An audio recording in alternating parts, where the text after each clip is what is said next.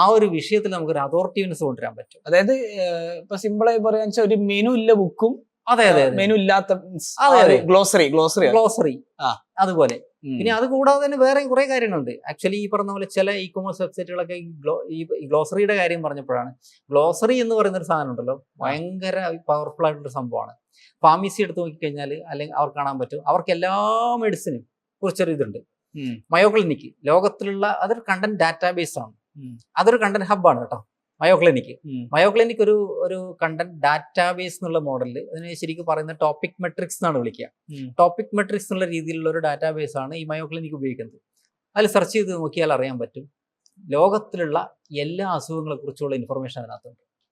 അത് ഈസി ആയിട്ട് ആക്സസ് ചെയ്യാൻ പറ്റും. ഫ്രണ്ട് പേജിൽ പോയി കഴിഞ്ഞാൽ അവിടുന്ന് ടോപ്പ് ഡിസീസസ് ആൻഡ് കണ്ടീഷൻസ് ഉള്ള ഒരു പേജ് ഉണ്ട്.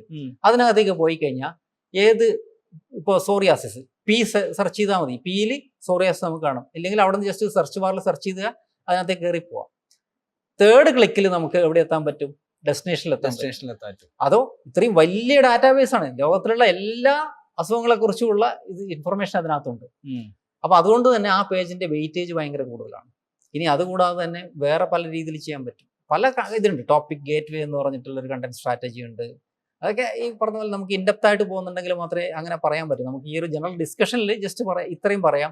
കണ്ടന്റ് നല്ല രീതിയിൽ ഓർഗനൈസ് ചെയ്യുകയാണെന്നുണ്ടെങ്കിൽ അതിന് മാജിക്കുകൾ ഉണ്ടാക്കാൻ പറ്റും കറക്റ്റ് ആയിട്ട്. അത് ഇ കൊമേഴ്സിലായാലും അതെ, സർവീസ് ബിസിനസ്സിലായാലും അതെ, ആ രീതിയിലേക്ക്. അത് മാത്രമല്ല ഓഡിയൻസിനെ സെഗ്മെന്റ് ചെയ്തിട്ട് കണ്ടന്റ് ഉണ്ടാക്കാൻ പറ്റും. ചെറിയൊരു എക്സാമ്പിൾ പറയാം. റെഫ്രിജറേറ്ററിന്റെ കേസ്. ഒരാൾ റെഫ്രിജറേറ്റർ അന്വേഷിക്കുന്നത് പിന്നെ റെഫ്രിജറേറ്റർ ഫോർ സ്മോൾ ഫാമിലി. ഒരാൾക്ക് വേണ്ടത് 5+ മെമ്പേഴ്സ് ഫാമിലിയാണ്. 2 പേർക്ക് ഒരു കണ്ടന്റ് കൊടുത്താൽ പോരാ, 2 പേർക്ക് 2 കണ്ടന്റ് ആണ്. അതായത് ഓഡിയൻസിനെ സെഗ്മെന്റ് ചെയ്യണം. ഒരേ പ്രോഡക്റ്റ് പല ആളുകൾ സെർച്ച് ചെയ്യുന്നത് പല രീതിയിലാണ്. പലരുടെ യൂസ് കേസ് ഡിഫറെന്റ് ആണ്. കാരണം എനിക്ക് 6 പേരുള്ള ഫാമിലി ഉണ്ട്, അപ്പൊ എനിക്ക് വലിയ റെഫ്രിജറേറ്റർ വേണം. അതെ, ഒരാൾക്ക് സിംഗിൾ ആണ് അയാള്, അപ്പൊ അയാൾക്ക് പറ്റിയ റെഫ്രിജറേറ്റർ ആണ്. ഒരേ പ്രോഡക്റ്റ് തന്നെ ആയിരിക്കും ചിലപ്പോ, പക്ഷെ ഉദാഹരണത്തിന് ഇപ്പൊ ക്യാൻവയാണെന്ന് ഇരിക്കാം. Canva design software for doctors. Canva അവരുടെ പിന്നെ നീഡ് ഫുൾഫിൽ ചെയ്യുന്നുണ്ട്. ഡിസൈൻ സോഫ്റ്റ്വെയർ ഫോർ സ്റ്റുഡൻസ്, അതും ക്യാൻവ തന്നെയാണ്. കറക്റ്റ്, ഒരേ പ്രൊഡക്റ്റ് ആണ്. പക്ഷെ 2 ആർട്ടിക്കിൾ ചെയ്തിട്ട് എന്റെ പ്രൊഡക്റ്റ് ഇതാണ്. 2 ടെംപ്ലേറ്റ്സ് ആയിരിക്കും കൊടുക്കേണ്ടി വരിക. ടെംപ്ലേറ്റ് ഡിഫറെന്റ് ആണ്, ഡോക്ടേഴ്സ് സ്പെസിഫിക് ആയിട്ട്. അപ്പൊ ആ രീതിയിൽ ഓഡിയൻസ് സെഗ്മെന്റും ചെയ്യണം. കറക്റ്റായിട്ട് ഓഡിയൻസ് സെഗ്മെന്റ് ചെയ്തിട്ട് കറക്റ്റായിട്ട് കണ്ടന്റ് കാറ്റഗറൈസ് ചെയ്ത് പോകണമെന്നുണ്ടെങ്കിൽ നമുക്ക് മാജിക് ഉണ്ടാക്കാൻ പറ്റും. പക്ഷെ പല ആളുകളും നമ്മളിവിടെ പ്രാക്ടീസ് ചെയ്ത് വരുന്ന ഒരു രീതി എന്ന് വെച്ചാൽ അറിയാലോ, കുറച്ച് കണ്ടന്റുകൾ ഉണ്ടാക്കും, കുറച്ച് ഓൺ പേജ് ഒപ്റ്റിമൈസേഷൻ ചെയ്യും, പിന്നെ കൂടുതൽ ആളുകൾ ഇപ്പോൾ സ്പെൻഡ് ചെയ്യുന്ന വെച്ചാൽ ടെക്നിക്കൽ സൈഡിലാണ്. ഞാൻ എപ്പോഴും പറഞ്ഞൊരു കാര്യം എന്താ അറിയാമോ, കണ്ടന്റിനെ പ്രോപ്പറായിട്ട് സെർച്ച് എഞ്ചിൻ ആക്സസ് ചെയ്യാനും അത് ആളുകളിലേക്ക് എത്തിക്കാനും വേണ്ട ടെക്നിക്കൽ ഒപ്റ്റിമൈസേഷൻ മാത്രമേ ആവശ്യമുള്ളൂ. അതെ, അതിൽ കൂടുതൽ ആവശ്യമില്ല. ഡെയിലി കയറി വെബ്സൈറ്റിനകത്ത് ഇരുന്നിട്ട് ടെക്നിക്കൽ ഒപ്റ്റിമൈസേഷൻ ചെയ്യേണ്ട ഒരു ആവശ്യമില്ല. ഒറ്റ പ്രാവശ്യം ഒരു വൺ ടൈം ആക്ടിവിറ്റി അത്രേ ഉള്ളൂ. വൺ ടൈം, അല്ലെങ്കിൽ എന്തെങ്കിലും ഇഷ്യൂ ഉള്ള സമയത്ത്, അല്ലെങ്കിൽ സ്മൂത്ത് ആയിട്ട് പോകുന്നില്ല എന്നുള്ള സമയത്ത്.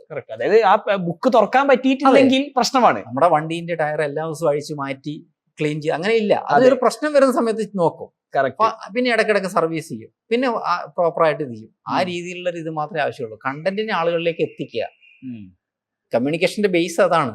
പണ്ട് ഞാൻ എപ്പോഴും പറഞ്ഞൊരു കാര്യമാണ്, അരിസ്റ്റോട്ടിൽ പറഞ്ഞൊരു സംഭവം, ഒരു മെസ്സേജിനെ സോഴ്സിലേക്ക് എത്തിക്കുക, അതാണ് കമ്മ്യൂണിക്കേഷന്റെ ബേസ്. അതിന്റെ ഇടയിൽ ഒരു മീഡിയ ഉണ്ടാവും. ആ മീഡിയ ഇപ്പൊ മാറി ഇന്റർനെറ്റ് ആയി എന്ന് മാത്രമേ ഉള്ളൂ. അതാണ് കണ്ടന്റിന്റെ ഒരു ബേസ് എന്ന് പറയുന്നത്.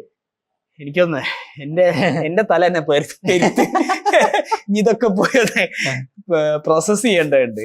എനിക്കത് ഇവിടെ വെച്ചിട്ട് നമുക്ക് ഈ എപ്പിസോഡ് വൈൻഡ് ഡൗൺ ചെയ്യാം. ഇത് ഇനിയും കുറെ കാര്യങ്ങൾ ഡിസ്കസ്. പക്ഷെ എനിക്ക് തോന്നുന്നത് ബേസിക്കലി ഒരു SEO ന്റെ അഡ്വാൻസ്ഡ് ലെവലാണ് നമ്മൾ സംസാരിക്കുന്നത്.